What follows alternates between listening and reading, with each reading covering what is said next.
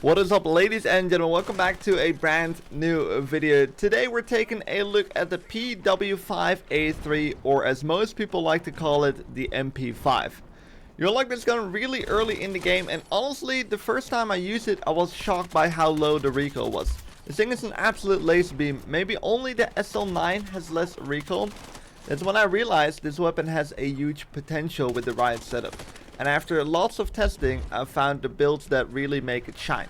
Today we got two builds for you. The main build. This is one I recommended to everyone and the one I personally use the most. It fits any map, any mode, and just feels incredibly consistent.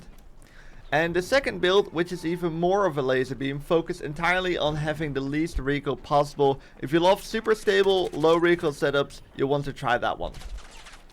Why the PW5 A3 is so good? The thing about the PW5 is that it doesn't really stand out in one area.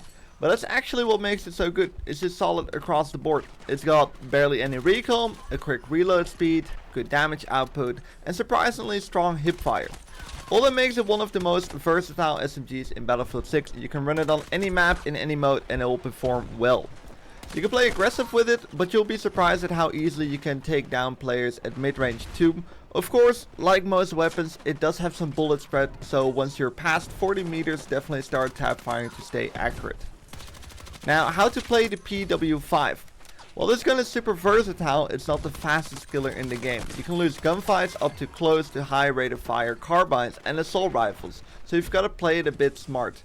Don't overextend or rush too aggressively. Sometimes playing a little bit more defensive can actually help you win way more gunfights. Once you get used to the damage numbers and the rate of fire, the weapon feels super smooth and satisfying to use. Just one of those guns that always feel reliable no matter what situation. If you enjoy these kinds of guides and want to see more of my tested builds, don't forget to subscribe to the channel. We're growing fast and your support means a lot. Now let's jump into the two builds I've got for the PW5 A3, or the MP5.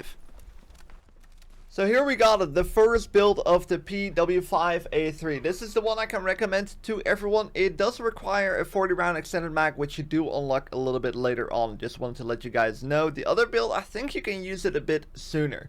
Let's start right away with the sights. So I wouldn't really recommend go with any of the higher zooms. You could try the 1.75. Of course, what I said, the recoil on this gun is extremely low, so going with higher zooms is possible. It's still a submachine gun though, so you want to keep the overall look when you're in the close quarter situations mid gunfights, which you do a lot better with the one-time zoom. So I personally really enjoyed the OSA 7 1x magnification. Then I went with the green laser sight. If you don't like your laser sight to be visible to other players, go with the red laser sight. The green laser sight just has one of the best hipfire stats. You gotta keep in mind that you're visible to the enemy player though, so point that laser sometimes to the ground is even better. If you're trying to, you know, recover health in a corner, point the gun to the ground, or if you're trying to peek corners, point the gun at the wall and not like around the corner, if that makes sense, so the enemy player cannot see your laser. Keep in mind they can see that laser. Over to the suppressor. The standard suppressor fully hides in-world spotting and reduces the range where a soldier is spotted on the minimap while firing. It does reduce that hipfire accuracy though, which is a little bit painful because you're using that green laser, but it's definitely worth to run a suppressor with the PW5 since you're going to be playing a little bit aggressive. It is not the fastest killer, so it's almost beneficial for players not to know exactly where you are, so you have a higher chance of winning the gunfights.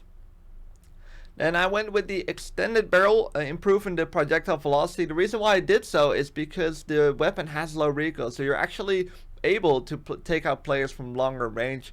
Go with the extended mag makes that just a little bit easier, especially when they're strafing, for example. It's much better to have a faster bullet velocity, making it easier to hit those targets across the range. Now I didn't go with a grip on this build because the gun's recoil is pretty low. I wouldn't need a grip on it. Especially when you're in the range of like 40 meters, you know, you don't really need to control the recoil that much. It's pretty doable, both on PC and PlayStation. I went with the 40 round extended mag in the end. Yes, it's costing 25 attachment points. So I actually had another build which I used mostly with only 30 bullets, and then I switched to the 40 round mag and it felt actually so much better. So it is worth those 25 extra attachment points. Then for the standard FMJ rounds, and then I have the mag hatch, improving that recoil, or the reload speed, excuse me, a little faster.